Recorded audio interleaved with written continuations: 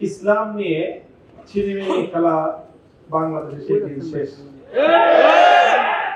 বাংলাদেশে রাজনীতি করতে হলেও এদেশের ইসলাম এবং ইসলামপন্থীদের সাথে নিজেদের কমিটমেন্ট প্রদান এবং সেই কমিটমেন্ট রক্ষা করে আগামী দিনে বাংলাদেশে রাজনীতি করতে হবে।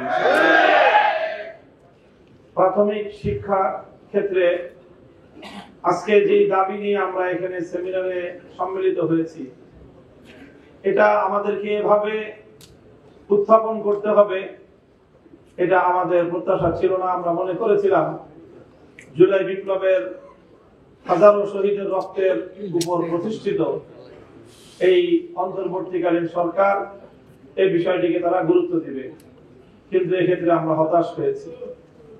হতাশ হয়ে আজকে আমরা প্রাথমিকভাবে আমাদের অবস্থান আমরা জানান দিচ্ছি। বর্তমানে রাজনৈতিক একটি চরম অস্থিরতার বা একটা দোদুল্যমান অবস্থায় দেশ এগিয়ে চলছে। এই জন্য আমরা রাজপথে বড় ধরনের কর্মসূচি ঘোষণা করতে একটু আমরা সময় নিচ্ছি। আজকে জুলাই বিপ্লবের সকল অংশীজন এই মঞ্চে উপস্থিতির মধ্য দিয়ে জানান দিয়েছে, আগামী দিনে বাংলাদেশে যারাই ক্ষমতায় আসবে, প্রাথমিক বিদ্যালয়ের ধর্মীয় শিক্ষক যথাযথ প্রক্রিয়ার মাধ্যমে নিয়োগ দিতে তারা বাধ্য থাকবে ইনশাআল্লাহ। গানের শিক্ষক নিয়োগ সহ আমাদের কোমলমতি কচিকাচাদের অন্তর থেকে ইসলামী মূল্যবোধ বিতরণ সহ ইসলামী মূল্যবোধ পরিপন্থী যে সকল কার্যকলাপগুলো পরিচালিত হচ্ছে, ট্রান্সজেন্ডার সহ আরো যে সকল বিষয়গুলি আজকের সেমিনারে উত্থাপিত হয়েছে, এই বিষয়গুলোতে আমরা সজাগ এবং সচেতন আছি।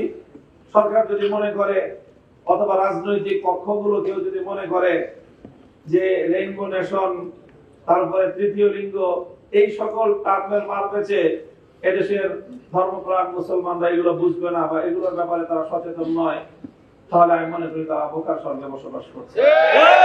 আমরা আজকের এই সেমিনারের মাধ্যমে সেমিনারে যারা এখানে মঞ্চে উপস্থিত আছেন তাদের পেছনেও আজকের এই সেমিনার বাস্তবায়নের পেছনে বাংলাদেশের ক্রিয়াশীল আরো অনেক গুরুত্বপূর্ণ ব্যক্তিবর্গ আজকের এই সেমিনারের সাথে, তারা আয়োজনের সাথে একান্তভাবে সম্পৃক্ত।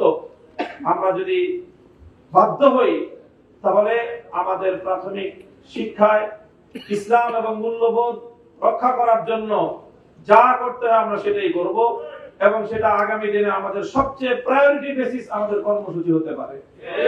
আমি আপনাদের সকলকে আগামী দিনে এই জুলাই বিপ্লবের সকল অংশীজনরা আজকে যেভাবে এই বিষয়ে অভিন্ন মত প্রকাশ করেছে, আমরা আশা করি যে জাতীয় নির্বাচন পরবর্তী যে সরকারই আসবে না কেন, আজকের এই সেমিনারের যে মূল মুখ্য উদ্দেশ্য সেটা ইনশাআল্লাহ রাষ্ট্রে বাস্তবায়িত হবে।